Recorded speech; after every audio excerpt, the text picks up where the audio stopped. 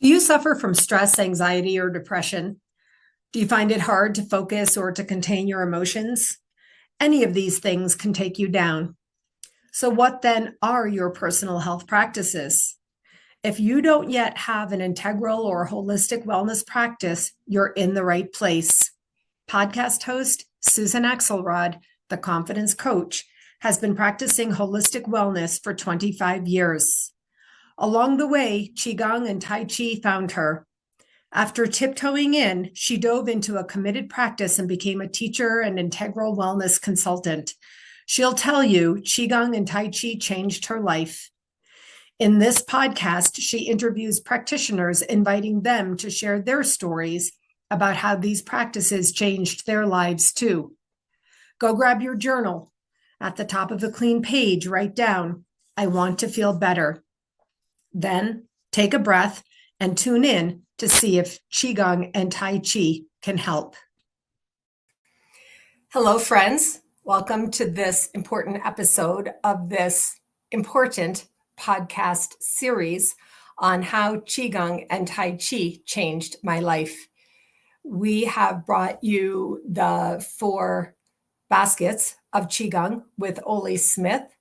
We have done self-massage, breath work, and meditation.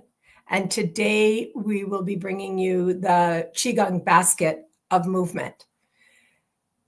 Oley Smith has been my guest several times on this podcast, but I'm going to take a moment to read his bio directly to you so you know who is leading us today, and so you know some of the different types of people who are out there doing Qigong.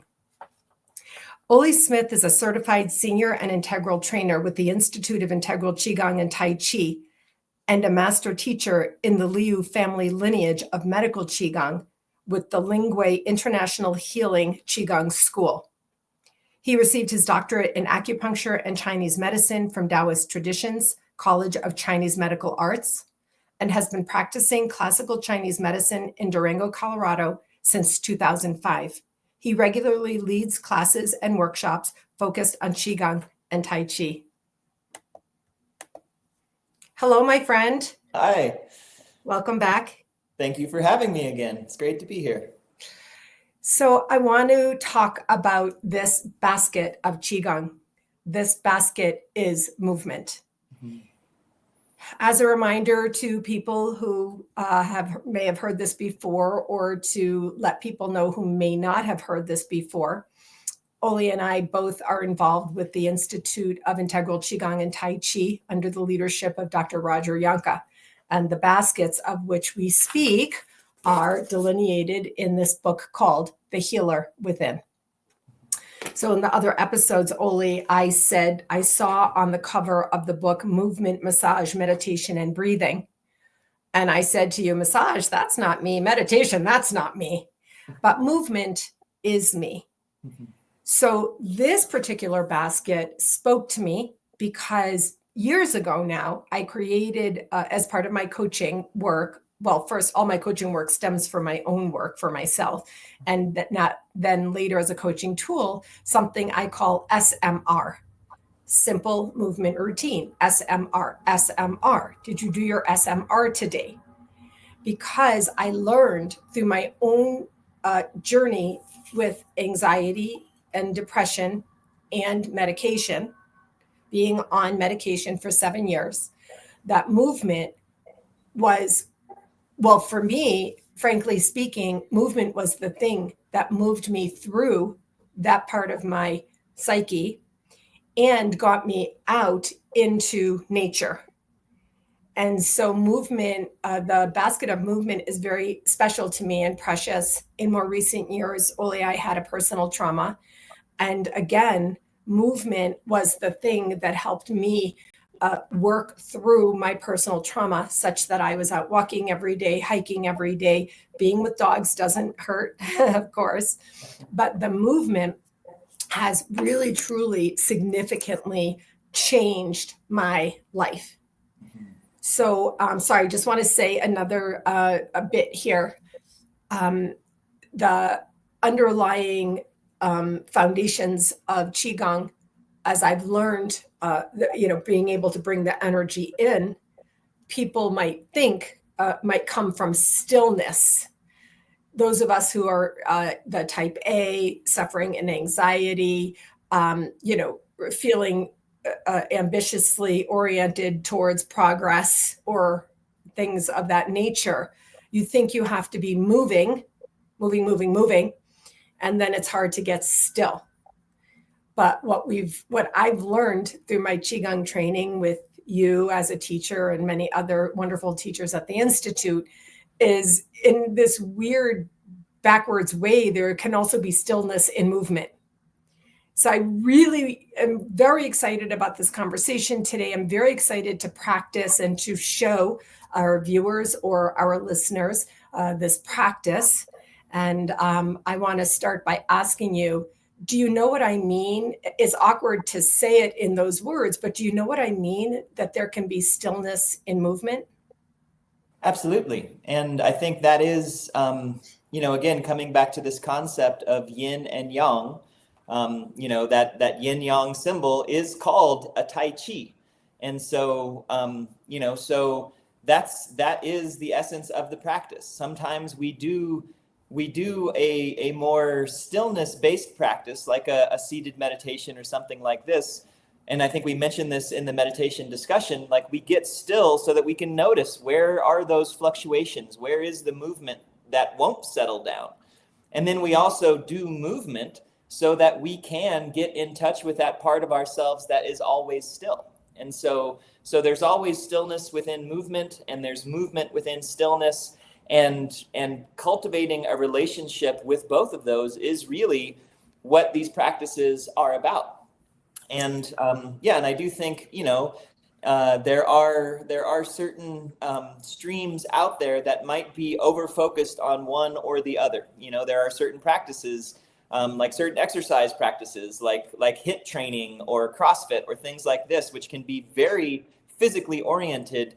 And you'll see people doing these exercises with headphones on, like their mind is somewhere else while they're doing these body practices. And then there are practices that are very much the other direction. Like if it's a seated meditation where you're almost trying to disassociate from the body almost. And so with these practices, we're not really wanting to go too far in either direction. Again, that's the yin and the yang, that balance and harmony of the Tai Chi. There's a physical aspect to it. There's a mental aspect to it. There is the understanding is that the body is really a physical manifestation of the mind, and the mind is a mental, emotional, energetic manifestation of the body. And how can we develop a healthy relationship between these two aspects of ourselves? It's not that one is the result of the other. They are both interdependent with each other. And so how can we cultivate a relationship with both simultaneously? And so that there is, again, movement within stillness, stillness within movement. Even when we're still, there's still some movement that's going on, whether that's the movement of the breath, whether that's the movement of the mind. As we're moving with Qigong and Tai Chi, more often than not, the movements tend to be slow and they tend to be gentle. And so it's not going very far away from stillness, even when there is movement that's going on. Honestly, I almost feel myself being emotional. Like I would cry if I wasn't hosting this podcast discussion right now, Oley. And I remember in my level 1 training, when I was really more being introduced to this, exactly what you're talking about. Because there is movement. You do the movement, you did the gathering breath with us in the breath work episode, and there's still movement, if we understand, and then there's still movement,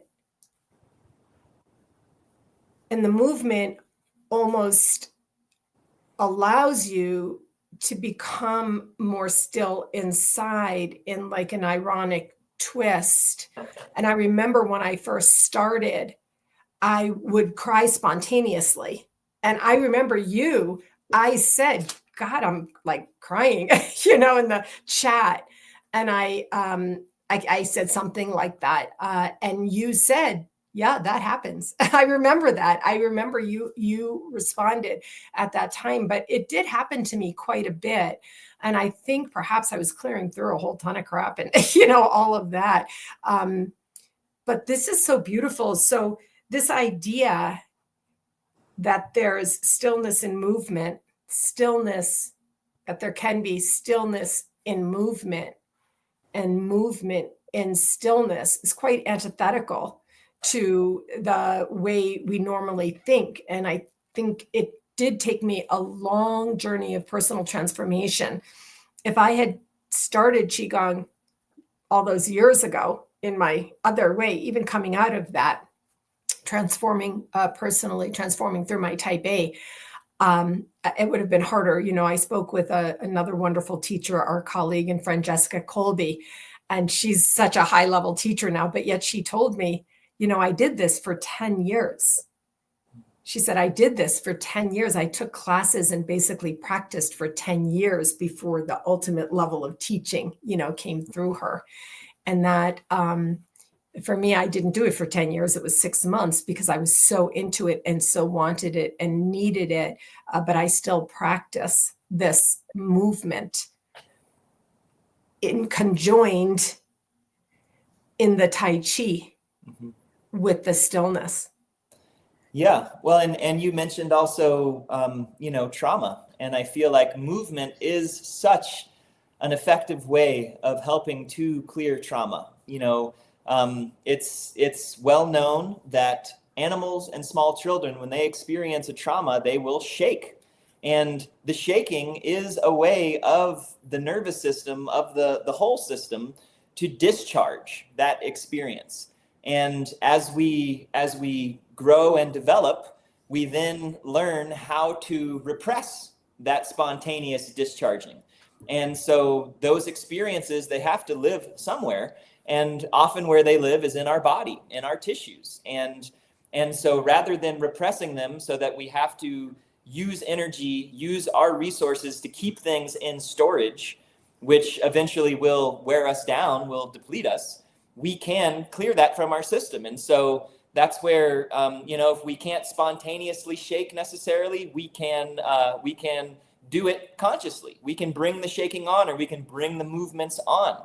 And, just as you said, like, it's not uncommon during a Qigong practice where people maybe will start yawning, maybe they'll start crying, maybe the tears start flowing, and it's not even necessarily like a crying type of thing. It is more of like a discharge or spontaneous audible exhales. And this is, when we think about these orifices of perception in Chinese physiology, all of our sense organs are very much related to our internal organs. And our internal organs are where things are stored and they're produced. And so when we get things moving and circulating, and the blood and the lymph is starting to move physically in our bodies, there is an expression through our sense orifices. That's what they're used for. We express with our eyes, with our mouths, with our faces. And so it will be these places where there may be just some spontaneous discharges that happen, and those are considered to be good things. Those are releases. Those are things that have been stored, being let go, being expressed, so that we don't have to store them. And if we're not storing them, we don't have to then use our resources to keep them stored. Like one of my teachers liked to say, when we're storing things in our body, it's just like when we're storing things in a storage locker. Like, we have to pay rent on it, and eventually, if you keep on having to pay rent, you might run out of money. And so why not clear out the storage locker? And then there's no rent to pay. And so this is a way of unburdening ourselves, and movement is such an effective and efficient way of doing that. And I also feel like movement is one of the ways, it's really what most people think of when we think of Qigong. We think of, these slow, gentle movements. But it's also, the movement basket is really a place where the other three baskets really kind of show up as it kind of ties it all together, because we may be moving, but as we're moving, we're definitely breathing, and we're harmonizing the breath and the movement. So that's breath work. And we're also paying attention to what's going on with our body and with our breath. And so that's the meditation basket. And even with certain movements, we might be doing certain stretches, we might be touching certain areas of our body. So then we're incorporating self-massage right there. So that's where all 4 baskets show up in the movement basket pretty readily. So I want to, inevitably this happens, I want to invite our viewers and our listeners to tune in here. You know, a lot of times we're listening to something or watching something and we're kind of a little tuned out. And I listen to podcasts that are 3.5 hours. So in 3.5 hours time on a long walk, so I'm inviting people to come in and really replay what you just said. This idea that what you're storing in your body, and that the movement can help release it. I'm saying out loud in public, I would be here and I would have that spontaneous crying. It's not like I had to sit down and sob, just like you said. It was a spontaneous releasing. Now further, I'm recalling that's what you said. And you also indicated about the yawning, which definitely happens to me in practice. And it's the opposite of how contained we usually are, how contained, constricted we usually are. And you said as babies and animals, and my daughter has a dog who does shake like that. And she was from a traumatic start. And so she still does shake like that a little bit. And I thought of that right away when you said that. But as we grow into our ascension, you know, in society and school, and quiet down and stop that, and, you know, whatever, then these things do begin to be suppressed inside us. Also, you said that the movement basket is a place where all the other baskets really show up, and how. And I want to say that really when you practice this, as you practice it more, as you reminded us early on, no, these are the foundations. And we practiced, even Jessica Colby, who's leading trips to China and Bali, says, you know, I practice. And I would remind people of the symbol that came to me again in my mind's eye, where it's all integrated. You know, all the practices are integrated with each other. And that really is the beauty, because in our lives, even in our regular normal lives, everything is very separated, or might be separated. And especially our soul self may be separated over here while we're doing all the doing of all the doing things over here, you know. So I really, really love this, and I want to get into it. Let's practice a bit, and I'm going to hand it over to you to share and explain and lead. Thank you. Great. Yeah. Thank you. So, so what we're going to do is just 4 simple movements, and these are the movements that are included in the book, The Healer Within. They're very simple. I'm going to be doing them seated in a chair, and so anyone else who's practicing along can do them seated. These can be done, you know, very simple to just stand up. If you want to stand, that's fine. These can even be done while laying on the ground. So, so again, they're very accessible in whatever state we might be in. I find sometimes people who are also very physically limited, you know, due to injury or whatever, sometimes even just visualizing the movements and breathing along with what the movements would be can also be very effective. So just to put that out there. So I'm seated in a chair. My chair doesn't have any arms on them, and that's going to make it a little bit easier, because at certain points we're going to be leaning side to side. But if you have arm rests on your chair, you can work with those, work around them. I'm also seated near the front of my chair, so I'm propped up on my sits bones, not resting back, just so that I have a little bit more mobility. And I'll do my best for those who are not watching but listening to describe what we're doing so that you might be able to follow along. But also, one thing to keep in mind is that with Qigong, one of the things we like to say is that it's better to do it wrong than to not do it at all. And so, you know, I even remember Dr. Yanka talking about this, where before he was doing a lot of in-person teaching, he had written this book. And he would, you know, and he would do lectures, give lectures and lecture on the book. And people would come up to him and say, oh, I love this movement. And they would demonstrate it. And it looked nothing like what he was trying to describe. but they were still getting the benefits from it, and they were still having these profound experiences. So again, if you're not watching and you're just following along, no need to be too concerned about, am I doing this the right way? If you are moving and you're breathing and you're harmonizing your mind and your body and you're feeling movement in your body, that's what we're going for. So it doesn't have to look any particular kind of way. You know, Qigong is more of a state of being than a particular method or a particular form. So I just really want to put that out there. And so now we can begin. And so for those who are seated, you can feel your sits bones on your chair. If you're standing, you can feel your feet on the ground. If you're laying down, you can just tune in to the sensation of your body, where it's making contact with the earth. And we can take a few moments to just begin as we always begin, with the three treasures. So bringing our awareness to our bodies and the alignment of our bodies. And breathing into the shape of our body, breathing into and through our body.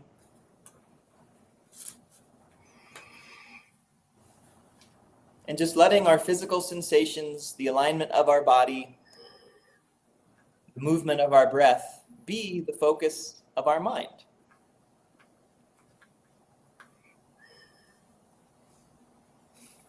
And then what you can do is you can let your hands just hang loosely by the sides of your body. Your palms can face forward. And this first movement is called flowing motion. Very simple. So as you inhale, just let your hands float up, palm up, about shoulder level or so. And then you can turn the palms down. And as you exhale, the hands can move down. And if you're sitting in a chair or standing, your hands can move back behind you. If you're on the ground, your palms can make contact with the earth, and then turn the palms forward and inhale.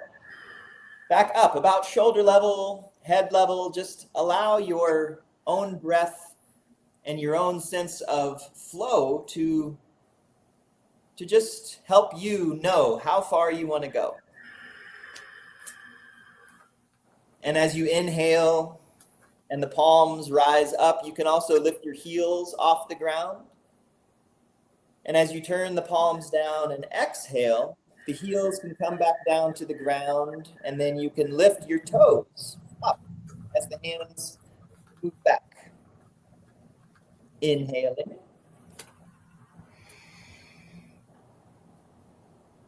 And exhaling.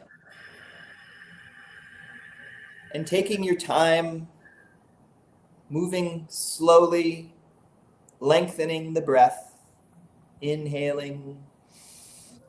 Heels come up, palms face up, rising up, and then turning the palms down. Exhaling gently, the heels come down and the toes lift. And let's just do this a couple more times. I'll talk less and we can just move with this flow. Or flow with this movement.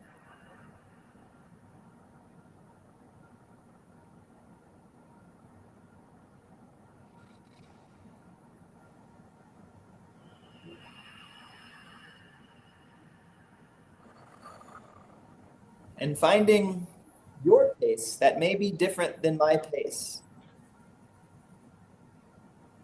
And as we move slowly and harmonize our breaths with this gentle movement, we are calming down our nervous systems. We're calming down the fight or flight sympathetic nervous system, and we're helping to activate the rest and digest or tend and befriend parasympathetic nervous system, which has so many benefits. This is where inflammatory immune responses are calmed down. This is where, rather than dealing with a crisis, what we're doing is we're nourishing our bodies. We're allowing our body to do the job of rest and restoration, processing what needs to be processed and let go of. Let's do 2 more movements. Inhaling up. And exhaling down, taking your time, breathing long, slow, gentle.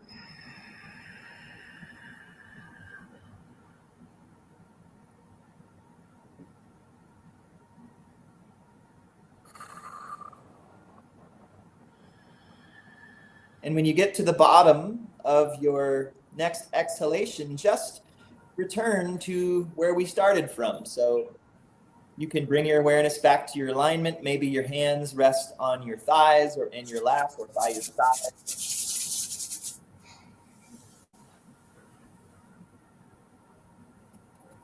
And so even here's a moment where we can notice the movement that's going on within stillness. Maybe as we're still, maybe it still feels like we're flowing. Maybe you can feel the beating of your heart, the movement of your breath, the movement of the fluids or the subtle energies in your body.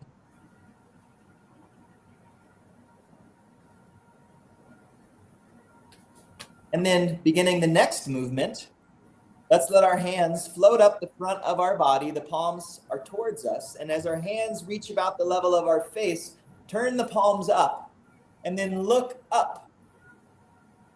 And as you exhale, let the hands and the arms come around. You can make gentle, soft fists with your hands. Your chin can move towards your chest and you can press your hands together. And then as you inhale, roll yourself up, the hands come up, the palms face up, a gentle back bend. And then as you exhale, the arms come around, small fists with the hands, chin towards the chest, press the fists together, squeeze out the breath.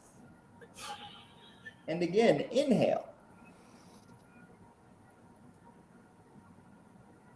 And exhale, coming around. As you make gentle fists with your hands, you can also make gentle fists with your feet. You can scrunch your face up. You can squeeze your perineum. And then inhale. Opening up like a sponge, filling up. And on the exhale, wring yourself out. A little bit of tension, a little bit of engagement of the muscles. Wring the breath, wring the body out. And then inhale. And this is a wonderful exercise for so many different reasons. One of the primary reasons is it's so good for helping the lymph system to circulate. The lymph system doesn't have a pump like our circulatory system. It has the heart. The lymph system doesn't have a specific pump. And so what helps to move and circulate the lymph is deep breathing, which we're doing. Contracting and relaxing the muscles helps the lymph to pump, which we're doing. Getting the head slightly lower, or at least to the level of the heart, which we're doing. All of this helps the lymph to circulate. And the lymphatic system is really where our immune system lives. A lot of autoimmune disorders, a lot of chronic degenerative diseases have an aspect of lymphatic congestion and lymphatic stagnation. And so this movement, this is like a lymph pump. This is something that will help support the immune system, help to strengthen it if it's compromised or weak. It can help to calm it down if it's hyperreactive. It can help us flush out toxins, whether those are physical toxins, whether those are emotional, energetic toxins. Inhaling up. Exhaling, gentle fists with the hands, with the feet, with the face, squeezing everything out, wringing ourselves out so that we can then receive something fresh and new.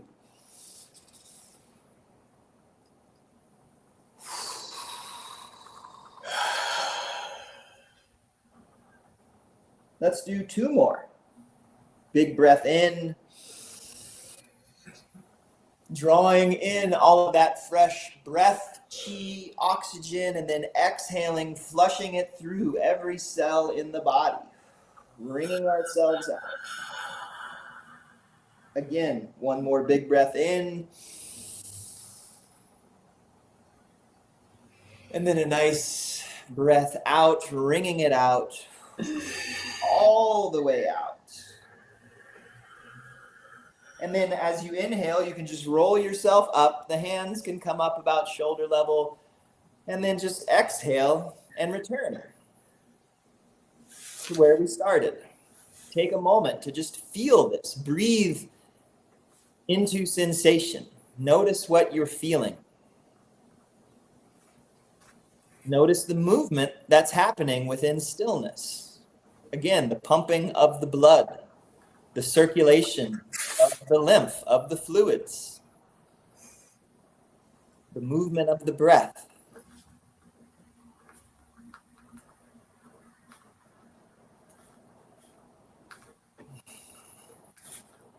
And now our next movement, we're going to do some gentle bending side to side this time. So this is where you can use your hands to either brace yourself on the side of the chair or on your armrest to give yourself a little support. So we're going to begin by inhaling ourselves nice and long and tall. And then on the exhale, you can just go over to one side, and the side that you're leaning towards, use that hand to brace yourself on your chair so that as you inhale, you can press through your arm and your hand to help you to come back up to center and getting long and tall on the inhale, and then exhale over to the other side. And the side that you're leaning towards, that's the hand that you support yourself with. And then as you inhale, press through your hand to come back up. So we're lifting with our arms, not with our backs. And again, exhaling over to the other side. And just go as far as is comfortable for you. We're not looking for sharp, pointy edges in the spine. We just want something that feels good. Moving our spine in this way is something that we don't always do. But this really helps to rehydrate the intervertebral discs in our spine. The discs in between our vertebra are like pillows. And so this is like fluffing up the pillows. You know, when we sleep and the pillows get flattened down, this just helps to fluff them back up, to rehydrate them, to create more space in between the vertebra so that the nerves that are coming out the sides of the vertebra won't get pinched. We're helping to stretch muscles. We're helping to create space. Inhaling as you come up, exhaling over to the other side. And this next time as we inhale up, if you'd like to, you can keep doing this, or you can inhale your arms out to a T. And then exhaling over to the side, same thing, the arm is bracing, but the other arm is going to come up and over. Getting a stretch to the side body, and then inhaling the arms out to a T. Exhaling, if you're leaning towards your right arm is bracing on the chair, the left arm is coming up and over. And inhaling, and this just helps to accentuate the stretch, to get a little more stretch into the side body, to stretch the big latissimus muscles on the back side of the body, to help, again, create more space for our spine, to be able to move and to bend in a way that doesn't hurt. Inhaling and exhaling. In between the movements, we've talked about feeling the movement that exists within the stillness. As we're moving, as your breath and movement harmonize, notice the stillness that's here as you're moving.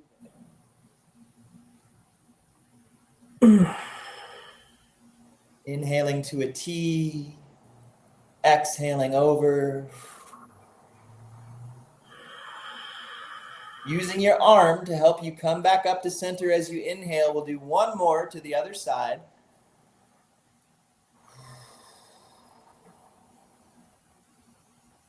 Inhale to center, arms to a T. And then exhale returning to where we started. And again, just take a moment. Notice the alignment of your body. Notice the movement of your breath. Notice the focus of your mind, and possibly even notice the space that exists around whatever your mind is focusing on.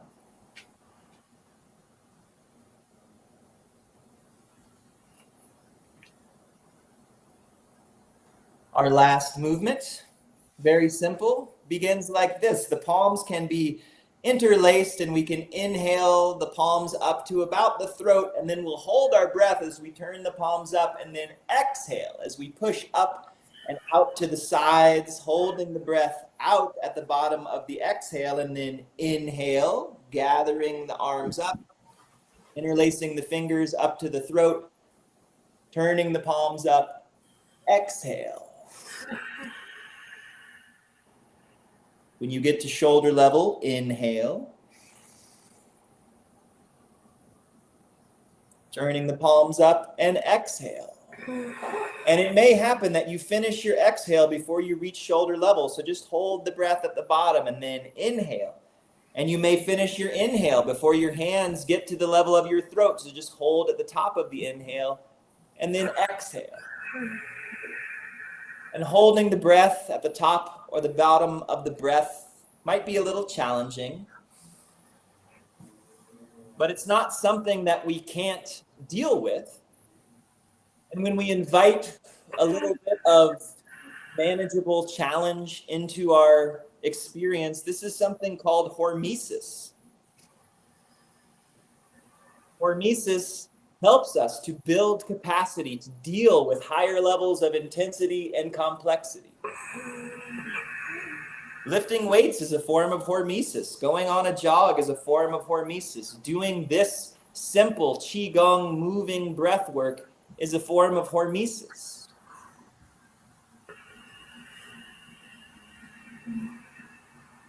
Inhaling.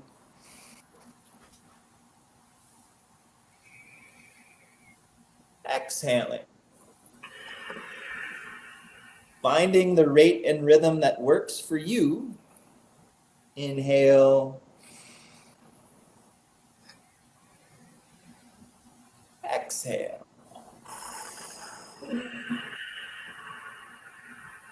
Let's do 2 more complete rounds.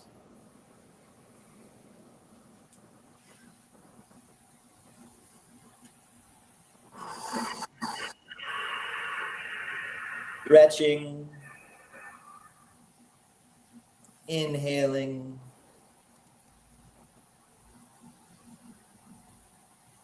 Exhaling. Let's inhale up to our throats one more time as we've been doing.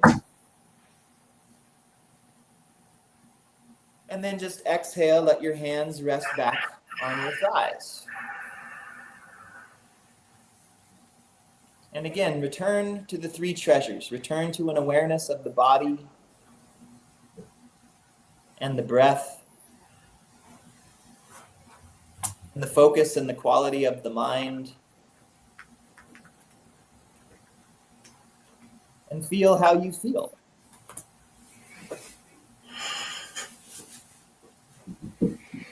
And this was a fairly brief practice, but you can probably still feel the effects of this practice. You can feel the calming of the nervous system, the release of choline-based neurotransmitters. You can feel a little bit of the beneficial effects of a gentle stretch and tone of some of the muscles in our body. You can feel that nutrient-rich, warm blood deep in the body, circulating all the way out into our extremities, nourishing every cell in our body. You can feel the calm and the stillness. You can feel what we call the medicine, or to quote Roger Younga, you can feel the activation of the healer within that we all have, that we all are. This is medicine. This is self-care. This is something that is available to each and every one of us whenever we want to access it, anytime, anywhere, for free. This is a gift and an opportunity that we have to benefit ourselves, to allow us to be calm and clear-minded so that we can then benefit our communities, benefit the rest of the world.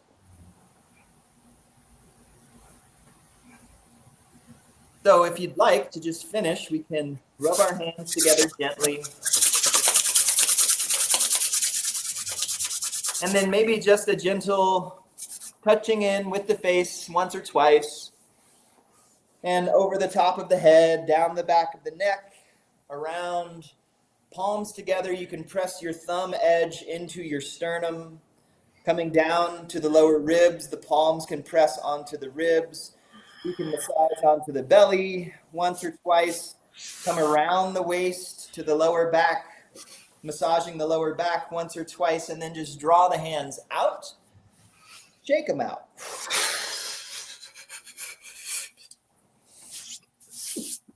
Breathing, aligning.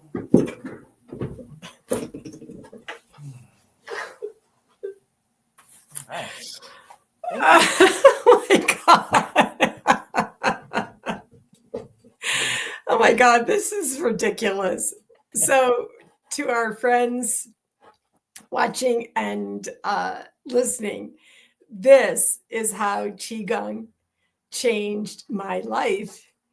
And this is why I'm doing this podcast series. I'm sponsoring it with my business. You know, I'm a confidence coach, and my business is Axelrod Confidence Coaching. When you come in to yourself in this integral wellness, you feel more confident. Oley, I have so much to say. This idea of, pumping the lymph system, how we talked about trauma in the beginning gets in you, and trauma can have a capital T, it can have a small t, it can have a mid-sized t. And I didn't know anything about the physiology of this. That's one of the reasons I've loved the IIQTC training. That's mine. I'm not saying any other is not good, but that is the science and physiology of this was a game changer for me. The book title is called The Healer Within. And as you've just shared with us, this is you're creating medicine. It took me time to wrap my, linear mind around this idea. What does that mean? And because I was already way, way into my journey of personal transformation to not allow the linear, kind of old type A to be in charge of me, I just opened my mind. And then without a doubt, I experienced more continued inner healing through what I call this very special modality. Honestly, I'm kind of in charge here, so I couldn't, I was not quite going deep into the practice. I'm still taking notes on your teaching today. I'm still taking notes as if I don't know them. But at one point, I literally just turned my chair away, to allow myself to be in mind focus and be able to, oh my gosh, this is so good. I just want to say thank you so much for sharing this practice with us today, Oley. And also in the way that you teach, as I've learned from you and other teachers, everything that you say is part of teaching, which is the same kind of integration. And that's why I can assure you this episode, well, I'm sharing all the episodes with everyone who knows me because I want them to hear, but this episode feels like it's important to me for anyone to understand the benefits of the, pumping the lymph system and, what autoimmune disorders, diseases, concerns do to us, and what we can do to support our bodies, because it's so prolific. It's prolific today that people Yes, have. and if I could offer just a brief summary, and maybe that might help also with if it's notes that you want to put out. But that first flowing motion, from a physiological perspective, we can say it's very helpful at calming the sympathetic nervous system so that the parasympathetic nervous system can really come into the forefront. The second movement is very much, as you said, about getting the lymphatic circulation pumping and circulating. The third movement is really working with the spine and spinal alignment and rehydration of those intervertebral discs, which can be so helpful for chronic neck, mid-back, lower back, SI joint pain. And then this last movement where we're kind of breathing up and out and extending the breath and holding the breath a little bit is, again, very much about stimulating or cultivating the Western physiological word called hormesis, which again we're confronted with a challenge that isn't stressful or traumatic. And so it helps us to grow and develop our capacity for dealing with a little bit more intensity and a little bit more complexity. And, I feel like the nature of progression or evolution or whatever you want to call it is to increase levels of intensity and complexity. And so that's not going to change. We're not going to go back to a time where it's less intense and less complex. That's just not the nature of anything. It doesn't mean intensity and complexity is negative, right? Like a fully functioning organism is a little bit more complex than just a cellular body. And so we want to keep pace with these changes that are happening, which seems to be happening faster and faster. So that last movement is a very easy way of cultivating hormesis. So we have those four movements, we have those four physiological benefits that have, due to a lot of the work that Dr. Yanka and a lot of other members of the IIQTC community have done in the research world, in the Western medical, Western scientific, Western research analytical world. Yes, our friend Linda Larkey. I'll note her in the notes. Yeah, Dr. Larkey and so many other people. The Qigong Institute is such a resource of all of that research. It has validated and confirmed all of these things that have been said that these practices do, maybe in a slightly different vocabulary because it was, hundreds or thousands of years ago when they were talking about these things. But all of these benefits that we're talking about have been verified, have been reproduced over and over again.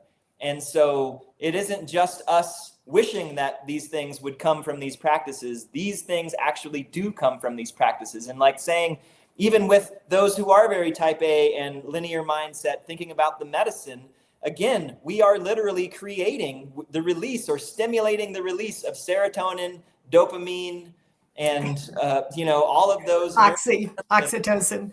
Yeah. Yes, oxytocin, GABA, like that's what we're making. That is the medicine that we're making. We're calming down inflammation. We're eliminating toxicity. We're alleviating the toxic load that the liver might bear. We're flushing out our tissues. So this is what is quite literally happening. It's not uncommon after a practice. You might have to go use the bathroom and urinate because the fluids are flushing through your system. So again, it's not so far-fetched or woo-woo. It's very rock solid. And again, the thing that I love about it is that it's available to us anytime. You don't have to make an appointment. You don't have to acquire anything outside of yourself that you don't already have. All we have to do is take the time to do it. And that's the only investment we need to make. Right. Oh, God, this is so good. So I want to also say that what you've gifted us today in leading this practice in this forum, people can watch this. They can do this. So now maybe this was a 20-minute practice or something like that. I got so consumed, I forgot to look at the time like I did in the other episodes. But in a 20-minute practice, they can do this over and over for a long time before they need to grow and do anything else, because we deepen as you taught us it's the foundations. And so, and also you spoke of basically evolution. Most people I know are afraid of AI, but we're deep in, it's not coming, it's here. But then we'd be like, oh, it's almost like you go like this to the evolution of humanity and all that is really. And this modality, this practice allows you to come back into yourself to, as I learned, being in the sympathetic is not bad. The sympathetic is not bad and the parasympathetic good.